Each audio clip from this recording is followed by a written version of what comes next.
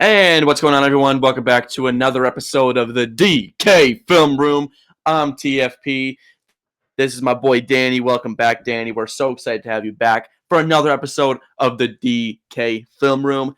In today's episode, we're breaking down the Giants' first win of the season, as well as what could happen thanks to that dub. So let's start. Danny, the floor is yours. The Giants beat the Chargers. What do you have to say about the first win of the 2025 campaign?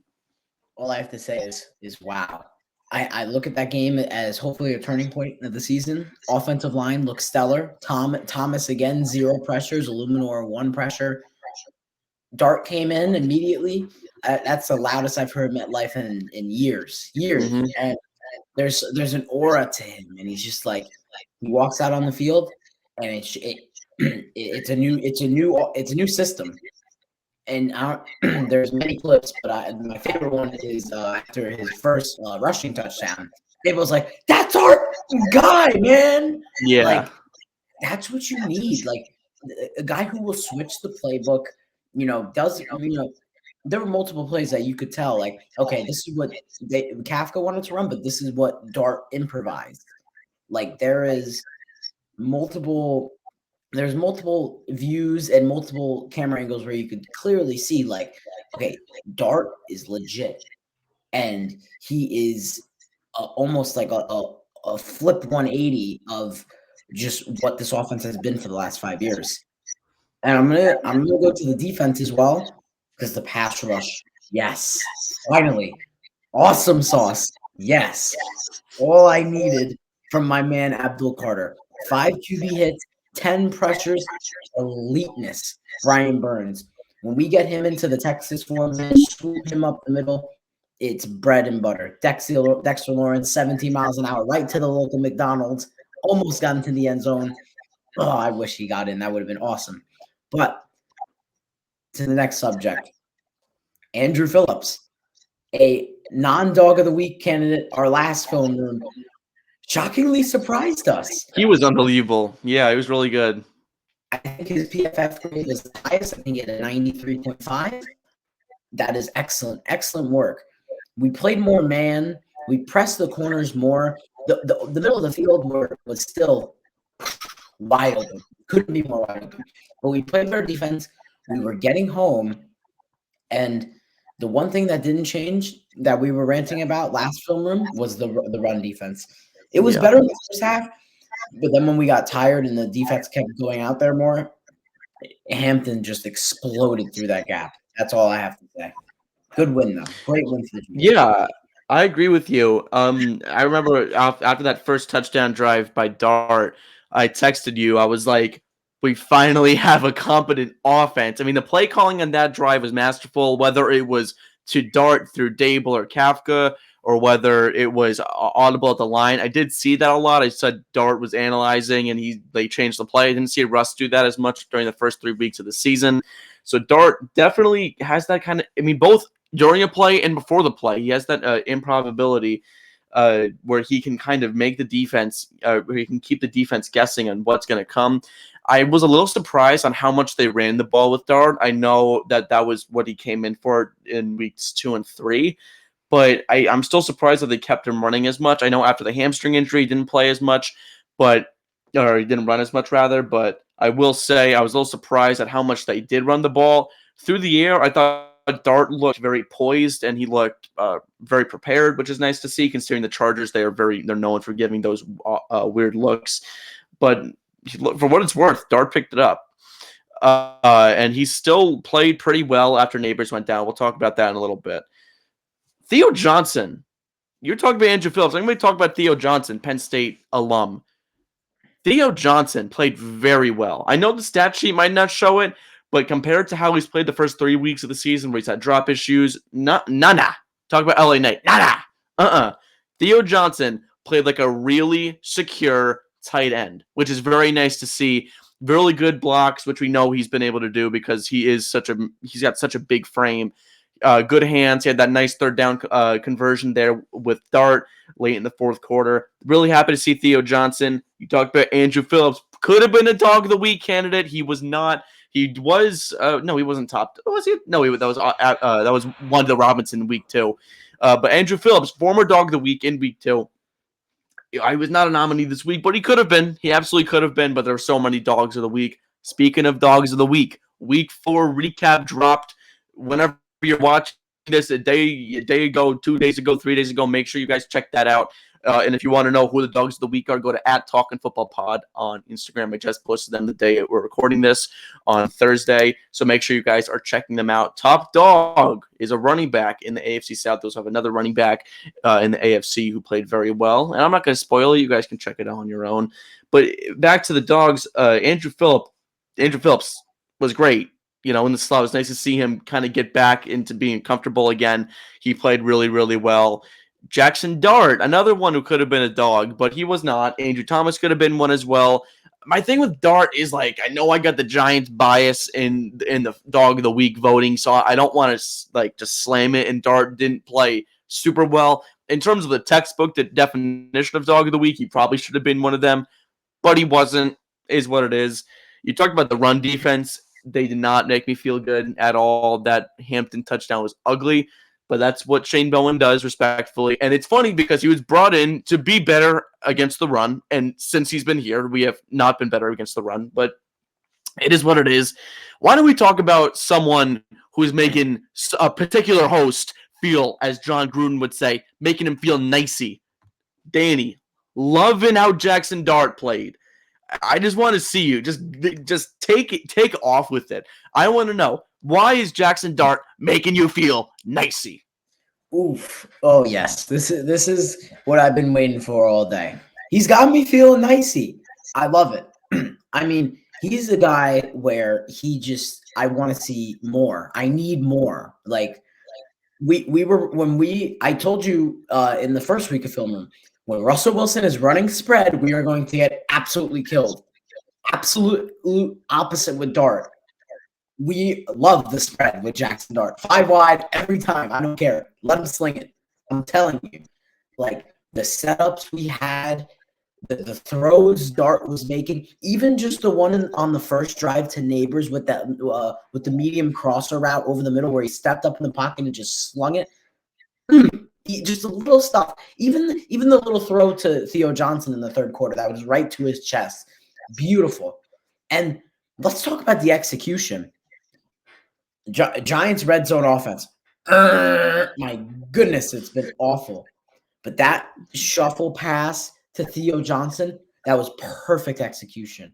As a Giants fan, and I'm sure you could relate to this, I was shocked we even got in the end zone.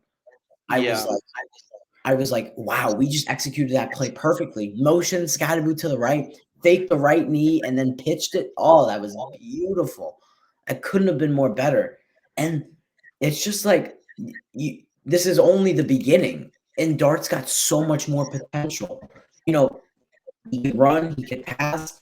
I'd like to see more in the passing with the deep ball a little bit more. I feel like he's more short to mediate with the long runs. I feel like that was the game that we could play versus the Chargers. Versus the Saints, I want to see him pick apart the defense a little bit more so that the runs can be more explosive and more open. Because now there's tape on him. Now they can game plan properly. I think the Chargers are probably watching his tape at Ole Miss.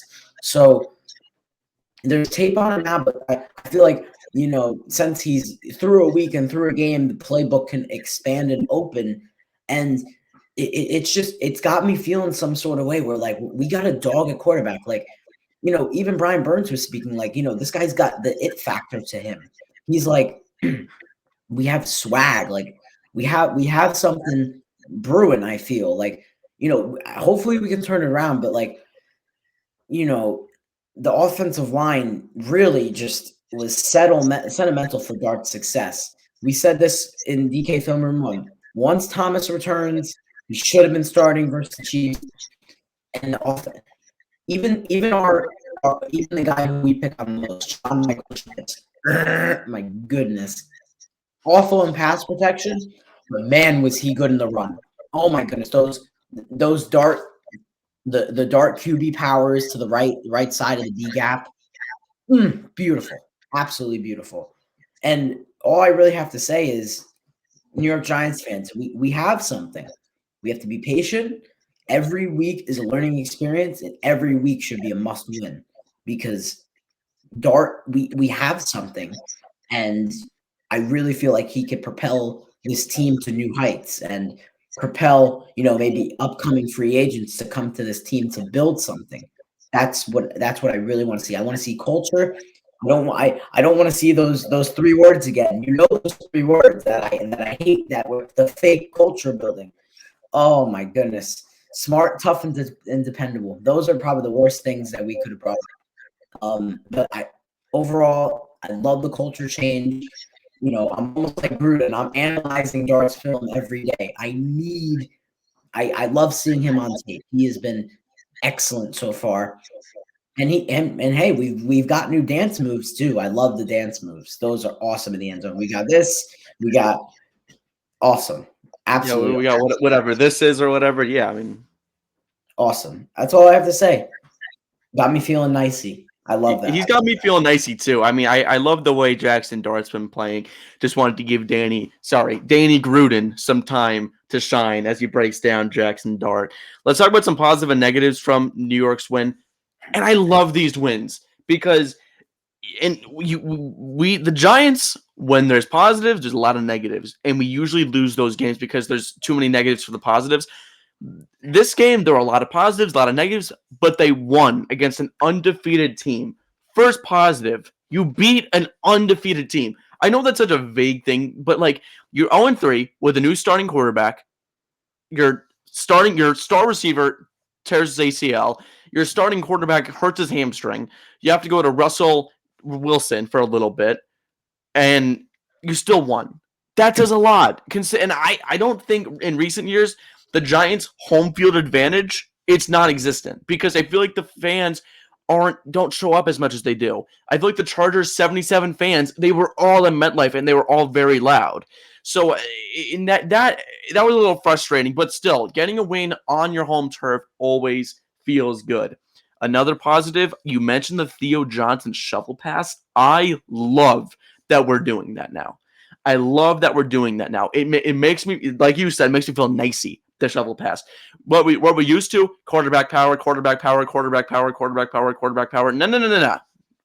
None of that anymore. How about a shovel pass to Theo Johnson? What? I mean, like that's a crazy thing that they're doing that now. They finally feel comfortable enough. I mean, does that say that they don't think Russell Wilson was good enough to run that play? Because they had 4th and 1 a couple of times with Russ. Did they not feel comfortable enough with Russ to do that? Like, you're telling me a veteran player who's played in the league for over 10 years, he can't do a shovel pass to a tight end? Or is it just that Dart brings that extra flexibility where you don't know if he's going to maybe pitch it to scat. You don't know if he's going back inside. You don't know where he's going. So I love that play call. That was another positive for me. One more positive, that pass rush. Wow. They were ferocious. Your boy Abdul, ferocious. I would like to see him finish plays off a little bit more. There was one play that Herbert got out. I think it was intentional grounding anyways. That he was like literally a split second away from getting a sack. He's been so close so many times. Thibodeau, Kayvon Tibbs. And I'm pretty sure we mentioned Tibbs last week. Tibbs has been so good this season. He sacks, not so much, but pressures, QB hits. He is getting home, and and you can see on the plays that he's getting home on, he's not doing his old bull rush where he just goes hut and he just pushes the offensive lineman. He doesn't do that anymore. He's kind of using his athleticism like he did in that Sunday Night Football game against the Commanders a couple years ago. He's finally doing that again, which is so nice to see. You want to know who else has been making me feel nicey? Brian Burns, who I said right now he's my defensive player of the year. Pressures, QB hits, passes defense at the line, sacks, whatever it may be. This dude has 5 sacks after 4 weeks, right? He's tied for the league lead. That alone, I think, should get that. At this point, right now, I have him as my defensive player of the year. If you guys want to see me break that down a little bit more, I talked about that in my week 4 recap. And I also have it posted on my Instagram if you want to see my other award predictions. I have Brian Burns. I have Spida right now as my DPOY because he has been making me feel that good. Negatives. So the outside blocking was fine, Thomas and Luminor. That interior blocking stinks. JMS. against the pass stinks. John Runyon, who I'm trying so hard to root for, I'm trying so hard to get behind him, stinks. Greg Van Roten, he's all right. He's not bad. Actually, for who technically should be the worst offensive lineman on the line, has been the third best. And it's a low bar, but still, that interior, they gotta fix it. Tuli Pelotu, he got home 4 times, I'm pretty sure, right? He got home 4 times. Dart got sacked 6 times total. He also got hit more on top of that. That's not good at all, especially when he's already dealing with a hammy injury, which are so tough to deal with. That's a big negative there. Another negative, Deontay Banks. And I'll include Cordell Flott for that matter. Those two have been in a positional battle for I can't tell you how long. I mean, it's getting pretty bad. They've been in a positional battle for I cannot tell you how long. It's taken so long for them to finally get used to playing in the NFL. I don't get it. Why are we still doing a position battle? Choose your guy. It's clear that Flott's better. And the main thing I want to pick apart, that 3rd and 18 early on, if the Giants stop them there, they get all the momentum in the world. Herbert, 3rd and 18, drops back, has maybe like 7, 8, 9 yards of room. He takes it. Then he goes to the sideline. Deontay Banks goes on the inside, doesn't even guard the sideline, and Herbert takes the first down. And the first thing I said was, okay, yeah, I'm not surprised. Because Deontay Banks, I don't know if I ever said this on the podcast, but I know for a fact I said it to Danny. After his first year of football, I said, I have a feeling that Deontay Banks is not good at football. Now here we are in year 3, and he's not good at football. He has all the tools in the world, but he's not a great tackler. And I will say the one time he made a pick finally, first time since his rookie year because he sucks. Well, it was offsides. Thought that was pretty funny. So, but those were my negatives there. Danny, what are you taking away from this game? I'm taking away first my positives is that entire D line. I loved, we weren't doing this in the first 3 weeks. We're moving everybody around. Bowen is an idiot. Why wouldn't we put Abdul on the damn edge? We could move Burns around and see what happens when we do. When we move Burns around, he's explosive to where he could beat anybody on the opposing offensive line. Center, guard, tackle, doesn't matter. Abdul Carter gets to the quarterback in record time, like 2.8 seconds to the quarterback when he's one-on-one. Yeah. And he's already getting doubled in his rookie year, so that should prove his dominance. I mean, this guy was unbelievable. I was finally I always stuck up for Abdul. The talent was there. The production was, iffy, the first 3 weeks, but we knew the talent was there. Finally, my guy comes for me, and just I love that production from the D-line. And another positive I'm going to tell you is, wow, the tackles are amazing. Thomas and Illuminor, you need to extend Illuminor. I do not care. 3 years, anything, and give him anything. The production there has been amazing. Culture builder, will defend us on Twitter. I've seen the tweets, and he's just an awesome locker room guy. I'm going to give you one more positive here. I didn't think the linebackers weren't bad. I think Bobby O played a pretty good game. I agree with you. Yeah. I think, for the amount of yards that they had to cover, I think the tackling was good. I think the disguises at the top of the box were great. I think Bobby O led a great tackling game. I think he had 9. And I will say, for what it's worth, really quickly, I think Darius Muasau, who has struggled greatly in his first 2 seasons of play, he played pretty well on week 4. In week 4, continue with what you're saying. Yes, I think that one big tackle that he had was excellent wrap up tackle. My negatives from this game. I'm sorry to say it, but I think Tyler Nubin didn't really impress me that much. He had one horrible angle on a run that went for the Hampton run that they broke a tackle, and then he broke another tackle for 18 when they were inside the 5. Nubin took a horrible ball. He said, "My bad." Okay, that's fine. That's one play. But then the next play that he gets the ball, he breaks his 50-yard run for a touchdown. That just can't happen, man. My second negative is the corners. Adebo has been great. I can't take anything from him. I feel like man-to-man is where he's been a strong suit. Zone, not so much. Deontay Banks, my goodness, so bad. when you took away Wing from him and the press man, he's not a good corner. He's on an island over there. Flott has the length of his arms to tip passes. LSU corner, play good man to man, play good soft zone. I don't understand why we're still in the position battle. It's just so bad because you're taking away from what Flott can actually be, which could be a lockdown CB2 easily. And I feel I'm going to steal a quote from you, but if you give this defensive unit a top 8 ball hawking corner, we're easily a top. I think we're the best defense in the league, easily, without a doubt.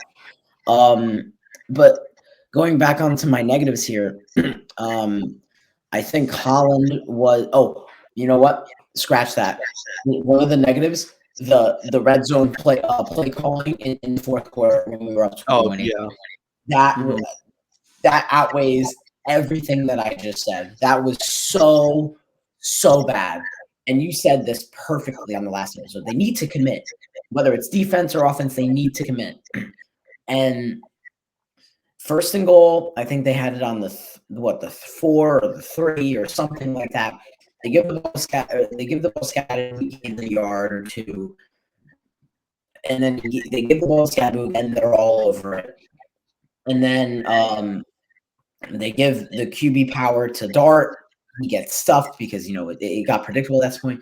And then they gave the ball into Dart's hands, and he makes an incredible play, makes something out of nothing, jukes out the edge, scrambles right, makes a pretty good throw to Wandale's chest that needs to be caught, but even better play by the Chargers corner, who knocked it out of Wandale's hands.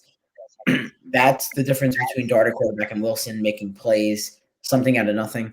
But we're going to take it back to after the third down call. It was Dart was like going to sideline, like, give me the ball, my hands. Like, that's what I'd love to see, though. That's another positive. Dart wanting the ball in his hands. That shows his development, his poise, his attitude on and off the field. I love that. But the play calling in the red zone needs to change. We need to see consistency. We cannot, especially this Sunday, we cannot leave points on the board versus the Saints. This is not an easy game. I don't care what the Saints record is. We're going into the Superdome where noise is made. This is not going to be an easy game. And I really think that we need to go in there with a positive attitude. We need to go win a football game. It doesn't matter what we do. Need to win the football game. But overall, you're right. The positives outweigh the negatives of this game. There was many of them. And usually, 2019, 2020 Joe Judge era, the negatives would always outweigh the positives of the game. But even though there was a 50-50 split down the middle of them, we still won the game by 3. I think the defense was far from perfect, but almost there. Defensive line was great. The rest of the defense, that's all I have to say. I want to go back to your point that you made about Tyler Nubin. I agree with you. My biggest, because I feel like he's actually shown a lot of maturity as a safety, but the angle taking has cost them, even last year. I mean, one play can take away. It was week 4, Thursday night. Week 4, actually, again. No. Was it week 3? No, it was week 4.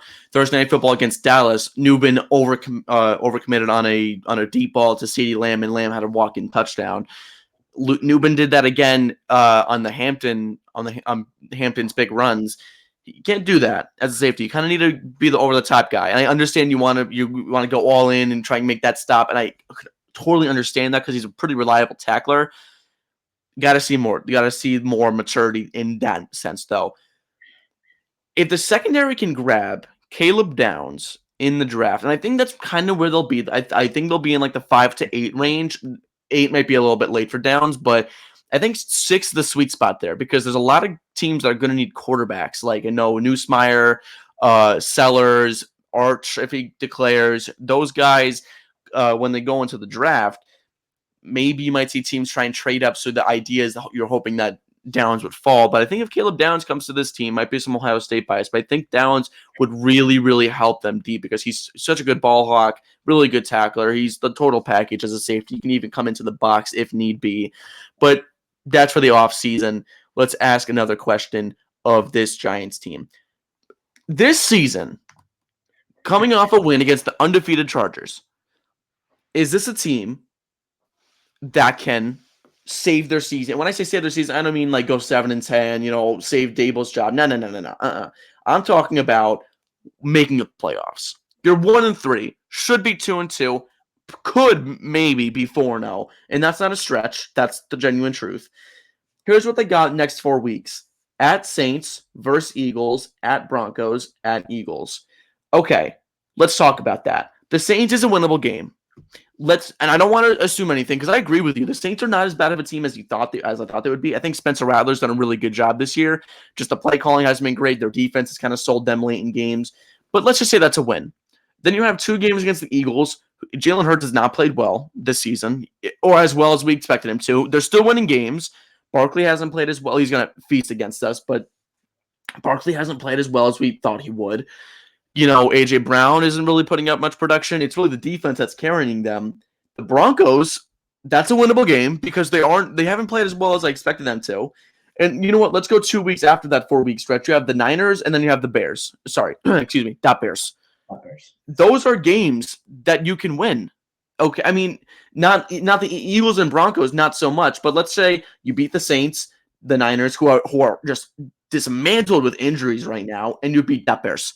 So where do you go from there? Now that's 3 wins. What does that put you at? 4 and 6? Is that right? Because you go 3-3 in a 6-week stretch. That puts them at 4. Yeah, 4 and 6. That puts you in a pretty good spot. Okay, They still need more. They still need more help. But I mean, while I have the schedule pulled, I might as well go through the rest of it. Then the Packers, Lions, Pats, and you can probably win 1 out of those 2 games. So that already puts you at 5 and 8, and you would have to win out to make the playoffs, theoretically. Those last 4 games out of the bye week: Commanders, Vikings, Raiders, and Cowboys.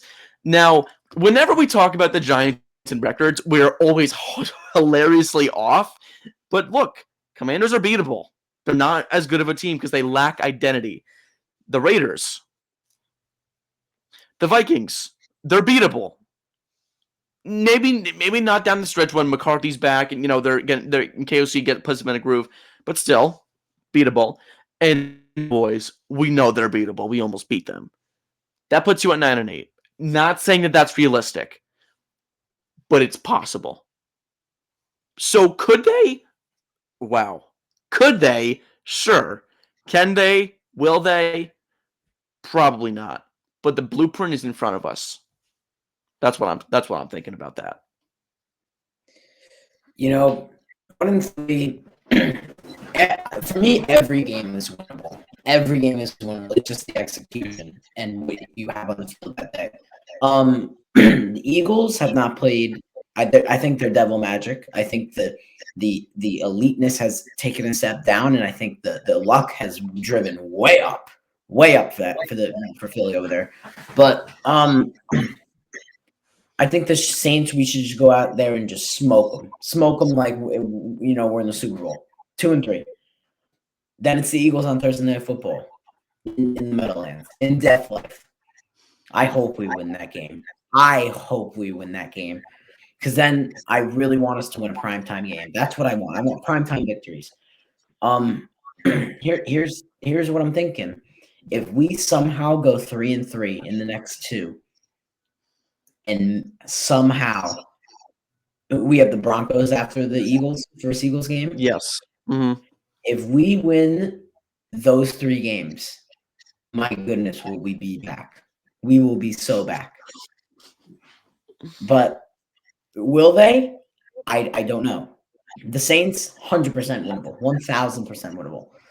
The Eagles, I think if our pass rush gets to Hurts, and I think if the offense puts at least 21 to 28 points on the board, we will win that game. Undisputed. No way. I don't think the Eagles' offensive line has seen a D-line like ours yet. So I hope. Well, they just played Tampa, and they held up against them pretty well. Yeah, but I mean, yes, Vita Vea, a wrecking force. Well, actually, Vita Vea got home twice, and he's a big guy. So, maybe you're right there. Yeah, I feel like, with Carter's, QB rush ability with, 2.6, 2.8 seconds to the quarterback. Burns coming up the middle on the Texas 4-man. Then we have Kayvon with his new finesse, non-bull rush tactics. Lawrence creating those holes. I think those are winnable matchups. Now with the Broncos, their defense is great, so that's a test for Dart. I hope the same swagger applies to all these games. That these are must-win games. Turn around the season. Like there's hope. There is 100% hope. I You talked about Caleb Downs earlier, and I do have a question for you. If the Giants were 3-3, they win this Sunday versus the Saints, and they win on the following Thursday versus the Eagles. Would you be okay if they kept an approach of yes, we need to keep winning, or would you want them to slow it down a little bit for Caleb Downs? No, win. You're 500 after 6 weeks. You got to win. I love it. That's the right attitude right there. I think with the overall, what I've said is I think almost just like you, it's possible, but will they? We don't know. We couldn't predict that. My overall agenda of saving the season, not 7-10, not Dayball's here another 3 years or whatever the rookie contract is for Dart. It's turning this thing entirely around. Yes, I really think they can do it. I really think that I don't know what their direction is with receiver, but I would love if we got somebody that can run the one with smooth, crisp route running that Dart can rely on. I don't think you go into a push like this with the toughest schedule in football with a rookie quarterback with a all right offensive line in the middle and a great offensive line on the outsides with the two tackles. I don't think you run an offense like that where his first option is a Darius Slayton, a Wandale Robinson. His real weapon right now is Scadaboo. You don't give a rookie quarterback with that talent, multi-talent, Darius Slayton is your wide receiver one. I think a trade, some death moves could work. I would just like to see some moves. That's all I'd like to see. Our buying our cap situation. I would just like to see Dart get a guy, a guy. Not asking for a bona fide star or a superstar, just a guy. That's all I could ask for. Yeah, I agree with you there. One thing that just came across my mind now, considering that he was a receiver in the Big Ten in college, when Tyrone Tracy comes back, do we think that he could maybe be a wide receiver? That's just a thought, because he would be a much better wide receiver 3 than Jalen Hyatt, because Jalen Hyatt stinks. Okay, his route running is so bland and boring. Despite that, I think Bo Collins deserves all the chances in the world. Give him as long of a leash as he needs. You can swap Hyatt in and out if you want. Slayton, Wandale, and then Bo Collins, flipping him with Hyatt. I think that could work. Maybe if you want to add someone, look no further than Isaiah Hodgins. He's like a 5th, 6th string on San Francisco. Is he still with them? I don't even know. He's with the. Oh, okay. Trade for what? Like Hodgins and a 7th for a 6th. That happens all the time. Bring him back. He's familiar with the system. Maybe an insanity run again could happen. I would love for that to happen. Bring him back. I think that's a pretty good thought. If we're going to add someone, maybe someone deeper, maybe Jacoby Myers, but that's a bridge we'll cross when we get there.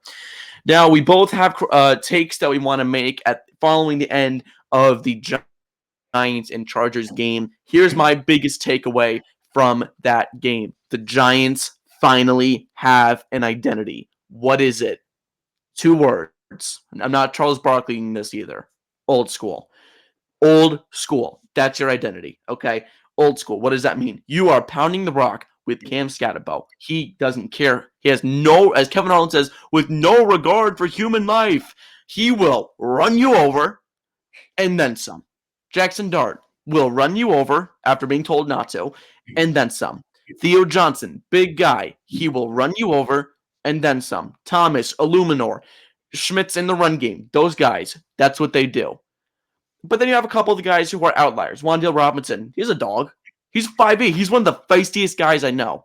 Well, I don't know him. He's one of the feistiest guys I've ever seen play football. He's 5'8". He's so short, but he breaks tackles like anyone else. Defensively, Abdul Carter, Lawrence Taylor, Kayvon Thibodeau and Brian Burns. Call him Justin Tuck and Michael Strahan.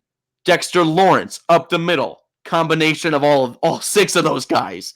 That's what they do. Bobby O is your stereotypical Carl Banks, Harry Carson kind of guy, where he will make those tackles that you absolutely need him to. Or maybe like Antonio Pierce. He's a much better way to. Antonio Pierce was as old school as it gets. You feel me? Drew Phillips, again, like Wandale, he's a shorter guy, but man, he gives with no regard to human life. He will slam you down if your name is CeeDee Lamb or if it isn't. He does not care.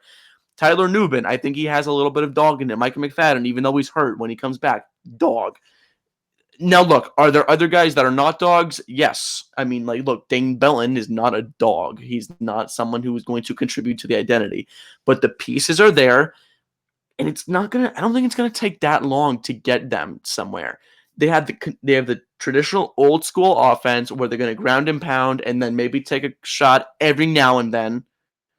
Defensively, they are going to rush you down, take your lunch money, and then bring you to the ground.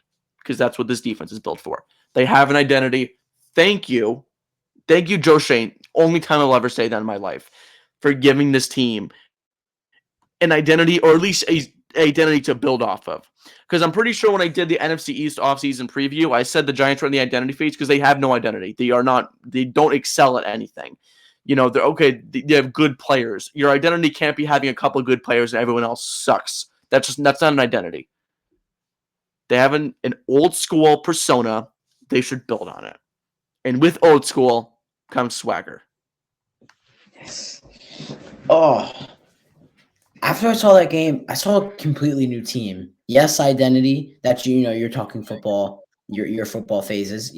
A team grows to have an identity. But I think we finally have swagger. You look at the Giants, they're kind of like an old school historical franchise building off past glory with Eli and Lawrence Taylor and all Brendan Jacobs, Michael Strahan, all those great legends that we know and talk about today. But we finally have some modernization here. I really think, when's the last time you saw a Giants quarterback dancing in the end zone? Never. I mean, tell me, please. I would love to know a quarterback dancing in the end zone for the New York Football Giants. I love the intensity. We need to have that out there. We're here for real. We need to be able to run through teams like it's nothing. Like they fear our swagger. They fear that we're going to go out there. Yes, it's our jobs. Yes, we get paid, but there's something further that we need to accomplish, and that's hopefully winning a championship. That should be the goal every year. That is the goal every year for every team. But you need to go out there and make it known, in which I hope we take this swagger week by week, and it just heats us up to win football games. That's all the fan base cares about at the end of the day is if you win. They don't remember the winners. They remember the winners, and they do not remember the losers. The haters remember the losers, but the real fans remember the winners, and they remember the glory. That's all that matters at the end of the day. I really think that can propel us week to week on how to win football games. And I feel like that swagger, it's contagious. And that's what you need for the Giants. You need a guy who's going to go out there, change the locker room, be a leader, and be a dog at the same time. And that's what Jaxson Dart brings. That's what everybody brings. I hadn't seen Dayball, throw up his fist in celebration, it's in a long time. And you know what I hope returns? I want to see Dayball bust down in the locker room after a big win. That's what I want to see again. I want to go that's what I want. I want that. You know why? Yeah, it shows you care. It shows that you care a lot. That's all you need. I'm smiling because it brought me back to a time to where we win, and that's all that I care about: winning football games. And I'm just telling you right now. Let's just say I don't want to skip the Saints week because it's every week is hard for them for some reason. They beat the Saints. Let's just say they beat the Eagles. I better see a Brian Daboll dance. I don't care. I don't want the walk your trap, take over your trap, and then Daboll comes in and says, turn that off. And Wonder Woman's like, oh, no, sir, no, sir, no, sir. I don't want that. I want you to get in there and go, I want all of it. I want all of it. That's a great take there. I wanted – there was something I wanted to talk about. I'm totally blanking on it. That's what it is. The Giants, I don't know about you, Danny. The Giants this year remind me of the Cardinals from last year. I know they don't really have any player-to-player comparisons, but like something about them. The Cardinals last year, they were a feisty team. I mean, they were 7-10, 8-9, I think last year. At one point, they were 6-6, and they had a path into the playoffs. They didn't make it, obviously. And I don't know if the Giants are going to ever get to that point, because to get to that point, they have to go 5-2 in their next 7, which probably won't. No, can't even do math. 5-3 in their next 8, but so maybe. But they remind me of the Cardinals, and like the Cardinals are a good team this year. Maybe next year the Cardinals will be even better. I feel like the Giants are kind of there. They're at the point where maybe this offseason, bring in a couple guys to kind of continue to grow this team. Then maybe fight for a wild card spot. Be a realistic wild card contender. Not like maybe. Be a definitely wild card maybe. And then the year after be like, okay, well look, maybe the Eagles are down at that point. Maybe the Cowboys are still kind of near the bottom. Maybe the Commanders are still kind of contending for the division since they have Daniels. Then that's when you're fighting for the division. I feel like the Cardinals are like that. Now they're kind of fighting for that division because I feel like it's kind of wide open at this point. The Giants are like that right now. I see them as a team with the swagger, like you said, that can really, hopefully at least, be a team that can maybe be a definite wildcard contender in the next couple of years. That's how we're going to end this episode. Thank you all for watching episode 2 of the DK Film Room. I hope you guys enjoyed. Be sure to be on the lookout for more Talkin Football content and DK Film Room content as the season moves on. Danny, as it's always a pleasure to have you on. This is Talkin Football, and that's what I got to say about that.